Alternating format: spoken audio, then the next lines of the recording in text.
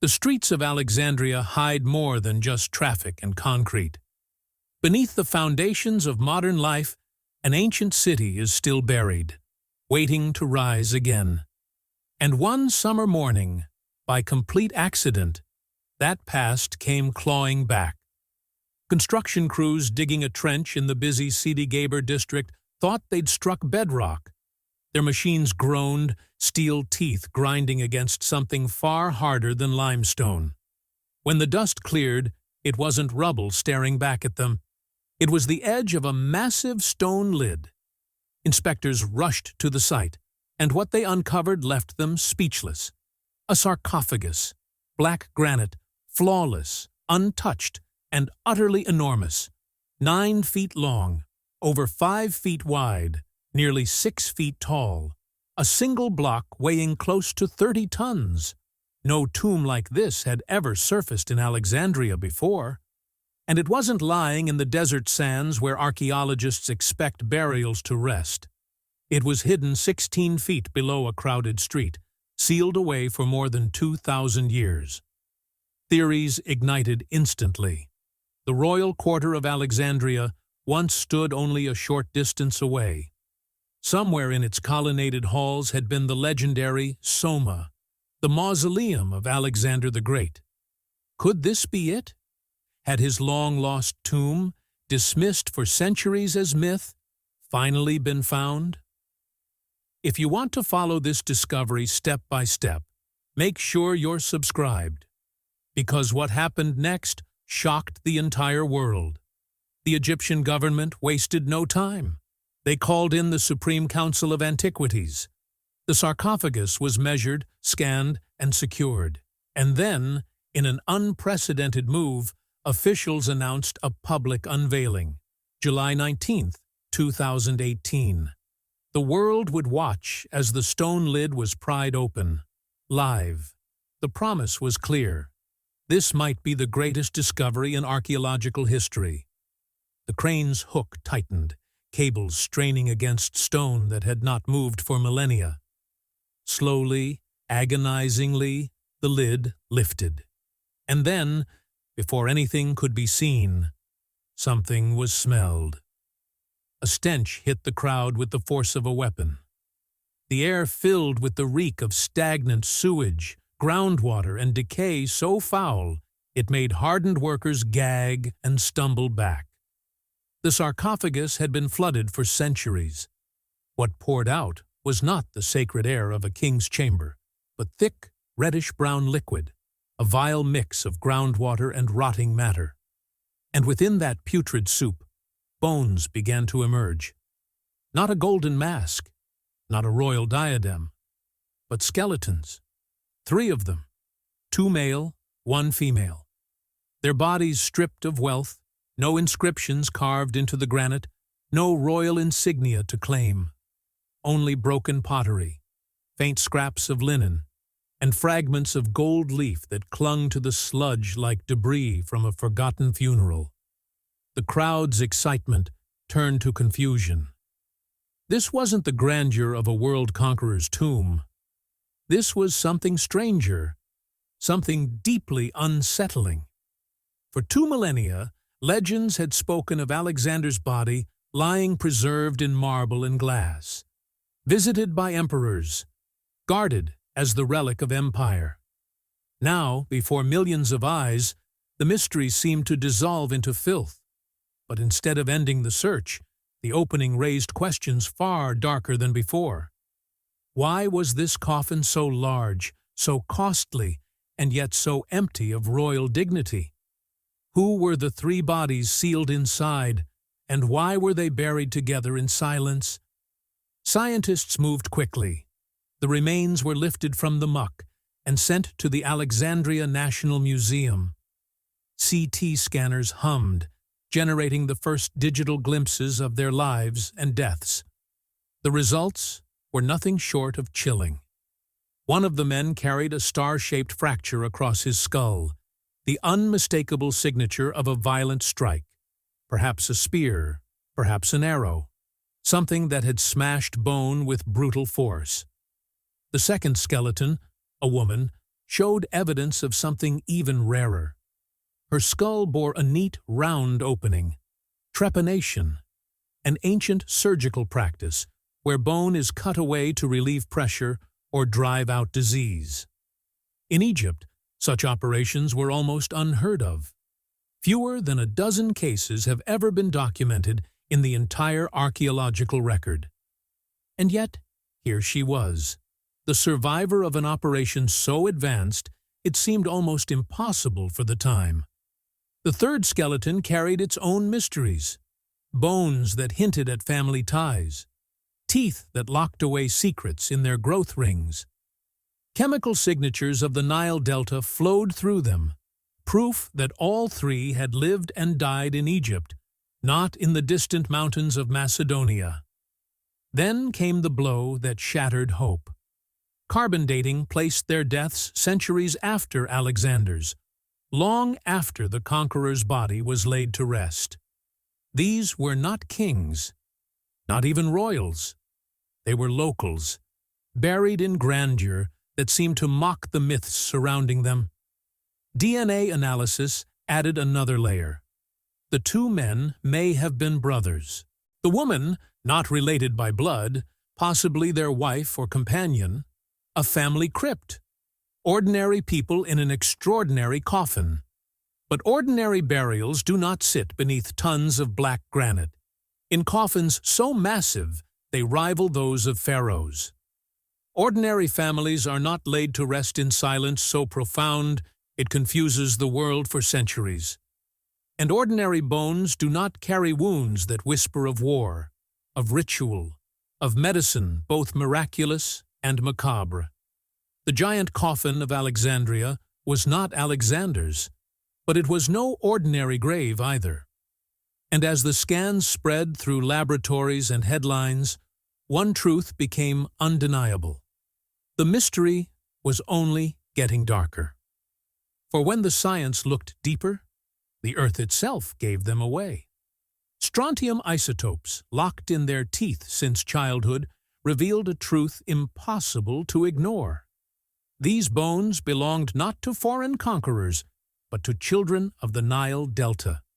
No trace of Macedonia, no echo of Alexander's bloodline.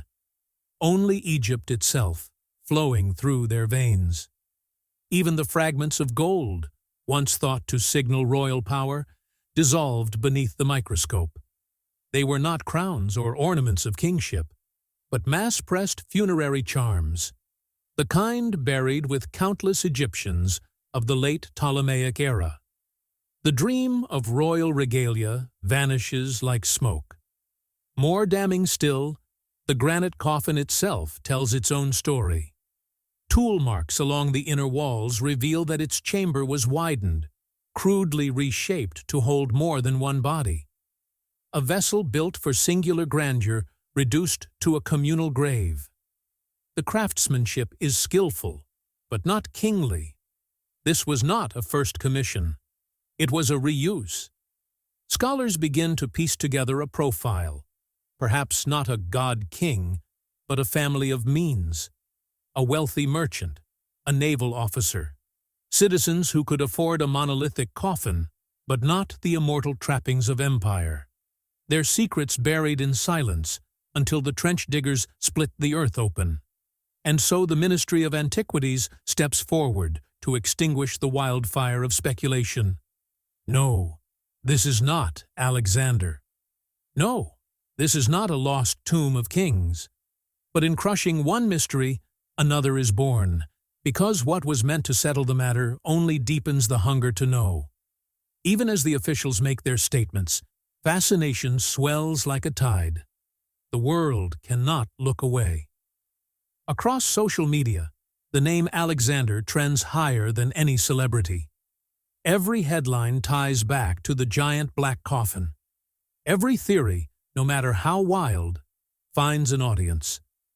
The effect on Egypt is immediate. Archaeology budgets surge. Tourists pour into museums seeking any trace of the lost conqueror. Universities across the globe flood Cairo with requests. Applications for ground-penetrating radar surveys, new excavation permits, proposals to remap the ancient city beneath modern streets. And above all, a single question rings louder than ever. If not here, then where? Where is Alexander's true resting place? The search pivots back into history itself, to the last known coordinates of the body that shaped empires. Ancient texts are pulled from shelves, scanned, translated anew. Every scrap of testimony becomes a clue, and the trail leads back to a story stranger than fiction. For 6 centuries, Alexander's body was no secret. It was on display. He had not been hidden, but celebrated.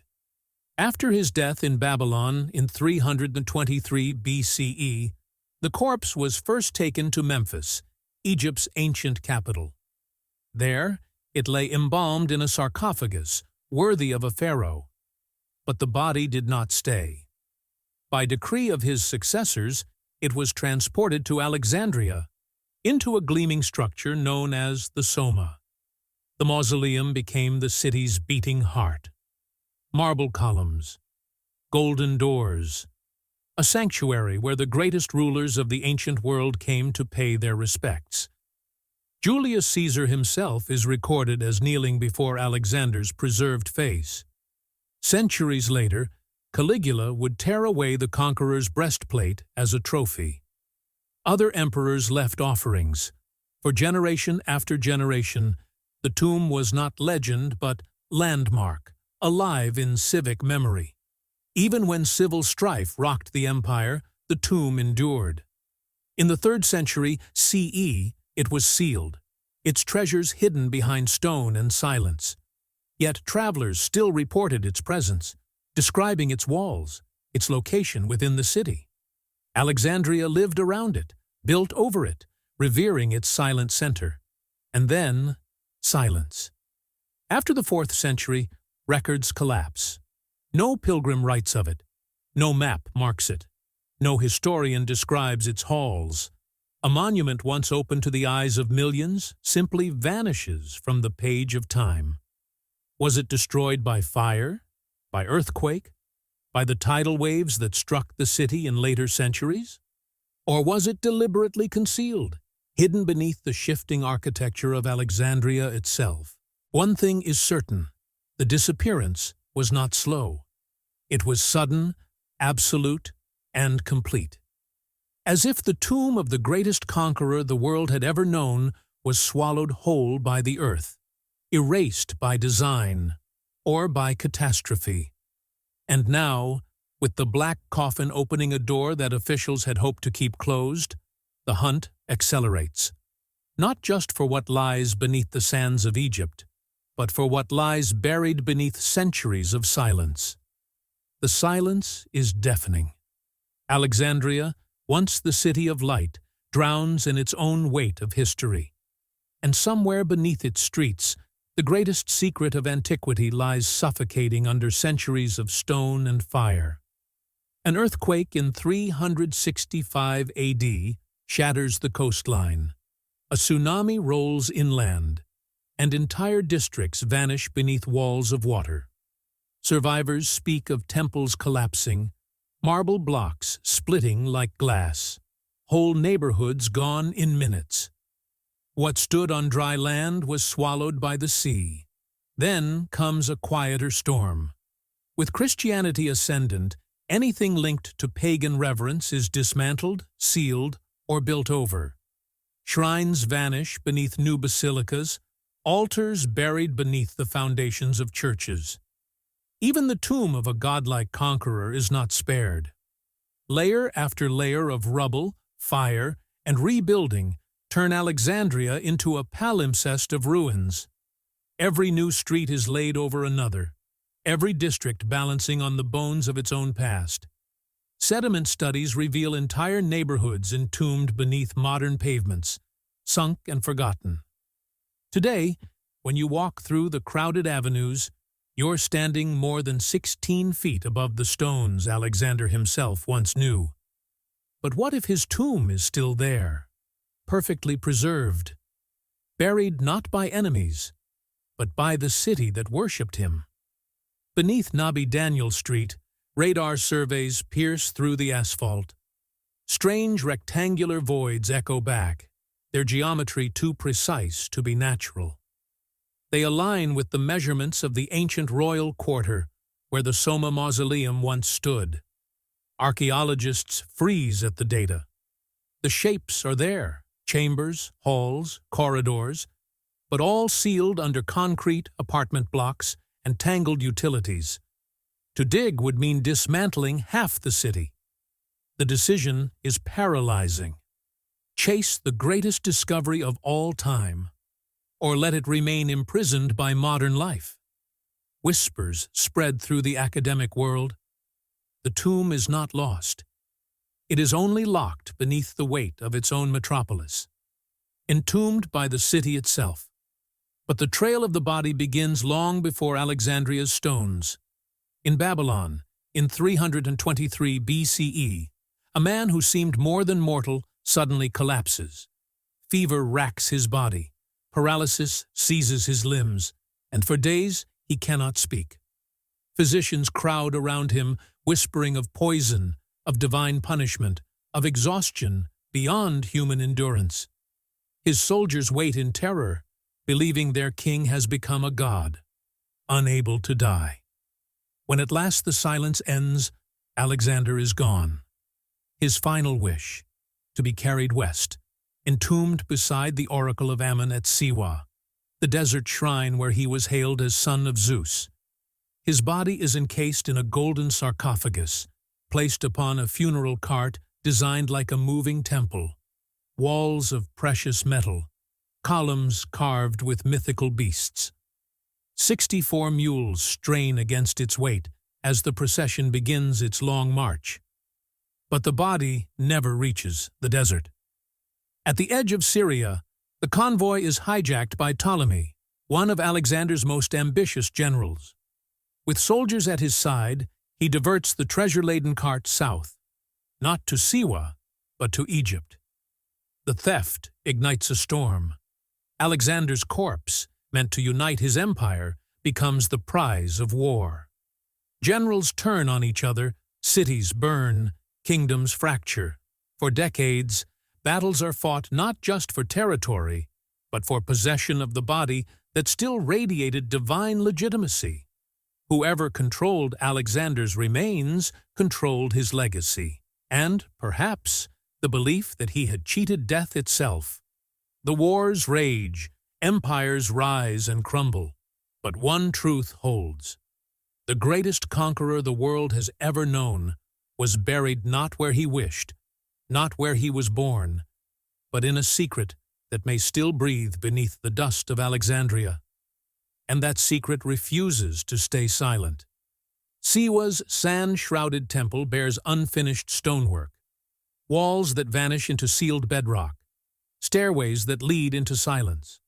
Beneath, lidar sweeps in 2025, expose two rectangular voids cut by human hands. One narrow, one vast, both untouched for millennia. The dimensions echo the scale of a royal tomb. Locals whisper they are cursed. Archaeologists call them the waiting rooms of eternity. But Siwa is not alone. In Greece, Amphipolis rises like a riddle, an earthen mound stretching more than 1,600 feet, crowned with marble sphinxes that guard the entrance as if protecting a secret. Excavations reveal intricate mosaics. Persephone dragged into the underworld, chariots of gods, imagery steeped in power and afterlife. Yet, DNA tests disappoint. The remains belong not to Alexander's kin, but to figures of his court. One genetic trace, however, drifts close to Hephaestion, his closest companion, stirring whispers that the site was meant as a mirror tomb. Alexander buried in Egypt, his beloved remembered in Greece. Both sites form a map, a cosmic alignment of ruler and consort, a political theology carved into earth and stone. Meanwhile, in Alexandria, shovels and machines churn through layers of forgotten streets. For 15 relentless years, Calliope Limnaeos Papacosta has carved into shallot gardens, chasing shadows of the royal quarter. Her finds glitter like breadcrumbs, fragments of drainage tunnels once meant to cool sacred halls, pools carved for ceremonial ablution, pink granite columns that once held the weight of temples. Then, in 2024, a marble figure emerges, a statue with sunken eyes, its nose broken, its expression fierce yet strangely familiar. Scholars debate, but its proportions, its stance, its piercing gaze, they recall the king himself. And yet, the tomb eludes. No sarcophagus, no chamber. Bulldozers of past centuries may have chewed through walls, or perhaps the vault lies deeper, beneath untouched layers of stone and sediment. Papacosta refuses to yield. Her ground-penetrating surveys continue to thrum with anomalous readings, a cavernous void, dome-shaped, resistant, as if shielding something vast and hollow. There is a chamber, she insists, and it is waiting. If unearthed, the implications would reverberate far beyond archaeology. Imagine the body of Alexander, preserved as ancient texts describe, unveiled before the eyes of a fractured world. Nations would descend into rivalry, Greece claiming bloodline, Egypt claiming soil, Macedonia invoking heritage, Iran citing conquest. Museums would demand custody, politicians would seize it for glory, and the faithful would ignite movements that see in him not just a man, but a god once more. For centuries, his cult of divine kingship has lingered on the margins of history, dismissed as legend. But bones, artifacts, a sealed tomb, they would breathe life into that legend, ignite debates about empire, immortality, and the divine rights of rulers. The balance of cultural ownership could fracture overnight. Borders might mean less than myth, and myth might mean more than truth. And so, the world waits. Every anomaly, every fragment of granite, every statue pulled from the sand tightens the tension of an invisible string, straining toward revelation. Archaeologists dig not just for stone, but for answers. Answers that could redraw the story of the ancient world, and possibly the modern one. But there is a deeper fear, whispered in corners of excavation tents and university halls, that the tomb may not reveal only Alexander, that his body, preserved, luminous, incorruptible, might not be alone. The chambers beneath Siwa, voids beneath Alexandria, vaults beneath Amphipolis could hold more than relics of empire. They could contain truths long hidden from history, truths dangerous enough to unsettle the very foundations of belief. Because to open Alexander's tomb is not simply to uncover a grave. It is to confront the silence of centuries, the vanished records, the careful erasures. It is to touch the wound where history bleeds into myth. And somewhere beneath sand, stone, and sea, the king still waits, his body intact, his name untarnished, his silence louder than prophecy. The door has not yet opened, but when it does, the world may not be ready for what lies inside. History is shifting beneath our feet. And if you want to follow the next revelation the moment it breaks, make sure you're subscribed and turn on all notifications. Because the truth will not wait.